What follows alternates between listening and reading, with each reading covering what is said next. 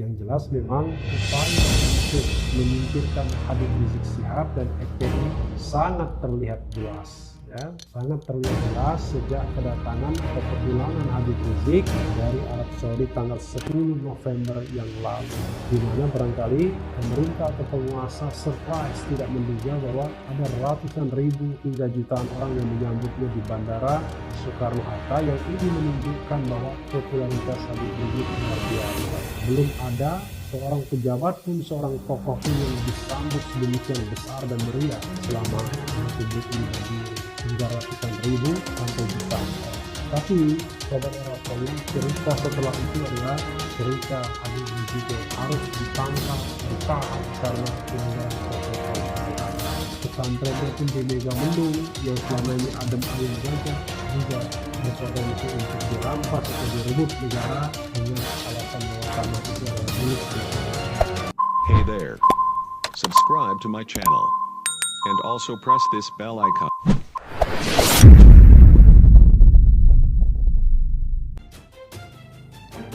Refli Harun sebut sederet kejanggalan, anggap ada upaya singkirkan Habib Rizik. Pakar Hukum Tata Negara Refli Harun menyinggung upaya menyingkirkan petinggi Front Pembela Islam, Rizik Syihab. Hal itu diungkapkannya dalam kanal YouTube Refli Harun pada Minggu 27 Desember 2020. Mulanya Refli Harun menyinggung soal pemerintah Indonesia yang dirayu menjalin hubungan dengan Israel. Secara konstitusional, Refli menyebut Indonesia tak seharusnya menjalin hubungan diplomatik dengan Israel. Pasalnya kini Israel diketahui tengah menjajah Palestina, maka tidak ada justifikasi bagi Indonesia membuka hubungan dengan negara penjajah. Harusnya begitu sikap kita terhadap Israel, terlepas dengan keyakinan, agama, dan sebagainya. Sikap kita adalah sikap yang konstitusional yang didasarkan pada konstitusi negara, Undang-Undang Dasar 1945. Jadi ini analisis, kita hormati saja.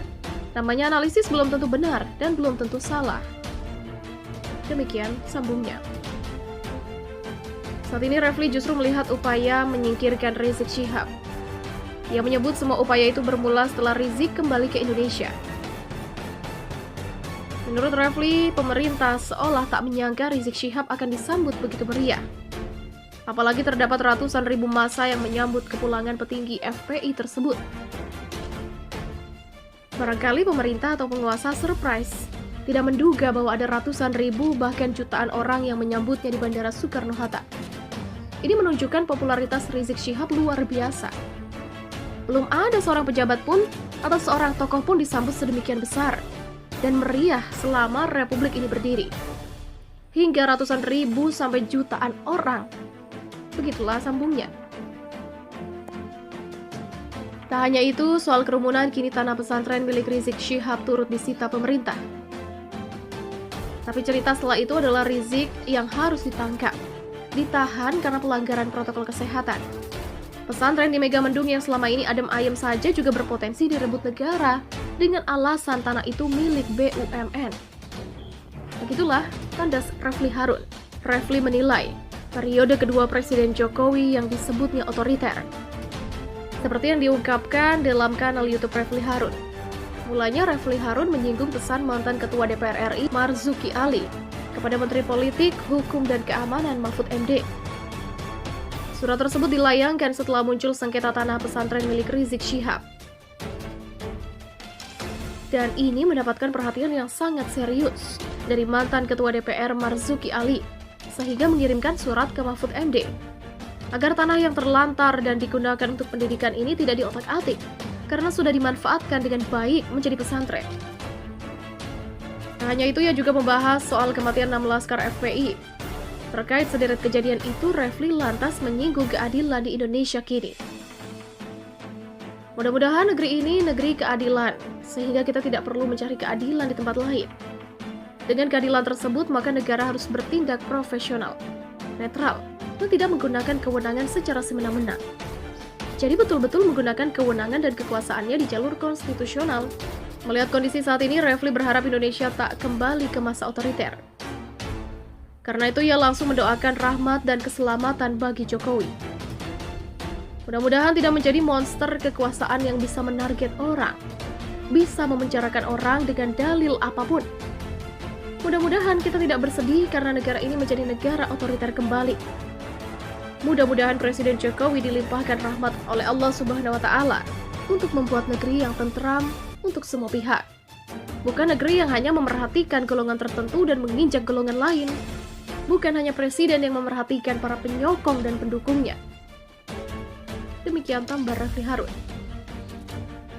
Lebih lanjut, Refli kembali mengungkit Sumpah Jabatan Jokowi 2019 lalu. Jokowi berjanji menjadi Presiden Republik Indonesia, padahal saat disumpah Presiden, Jokowi bersumpah menjadi Presiden Republik Indonesia, bukan Presiden relawan atau Presiden kelompok atau golongan tertentu.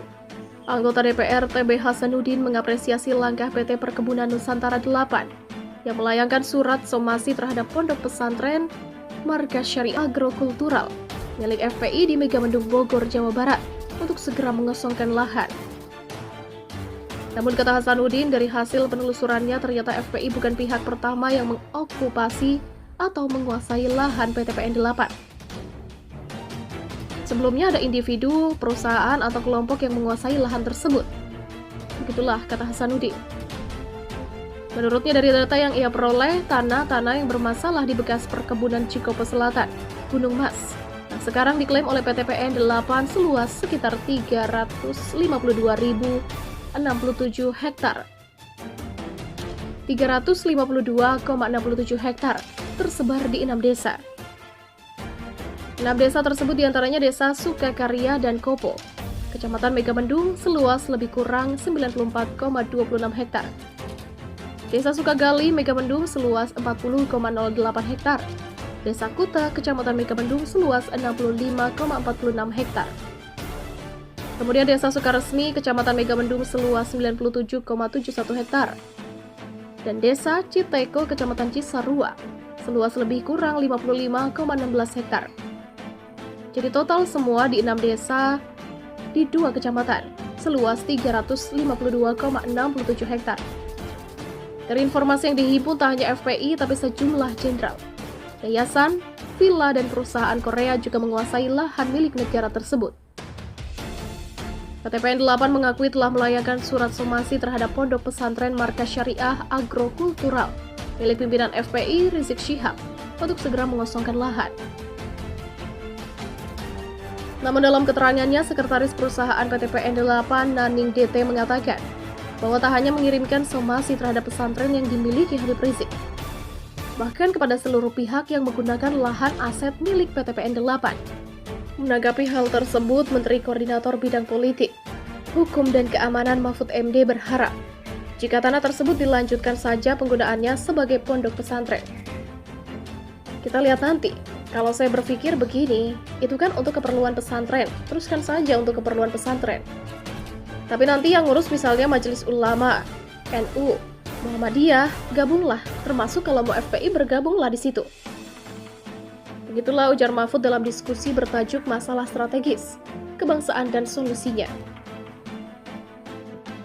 Meski begitu, ia mengaku tidak mengetahui solusi yang terbaik dari sengketa lahan tersebut, karena hal tersebut di luar kewenangannya.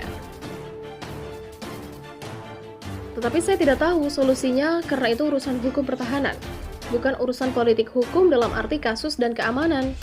Tetapi itu masalah hukum dalam arti hukum administrasinya, itu ada di pertahanan dan BUMN. Sehingga silakan saja apa kata hukum tentang ini semua betul.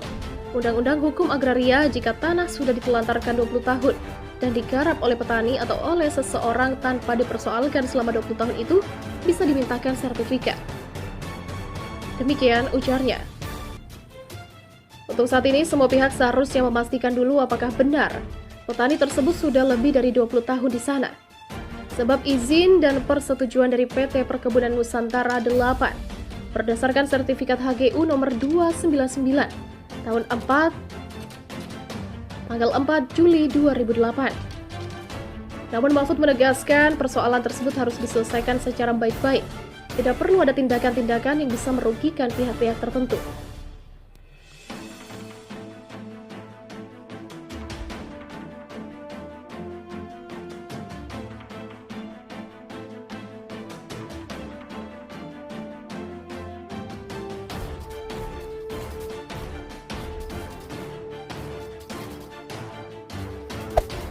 there. Subscribe to my channel. And also press this bell icon.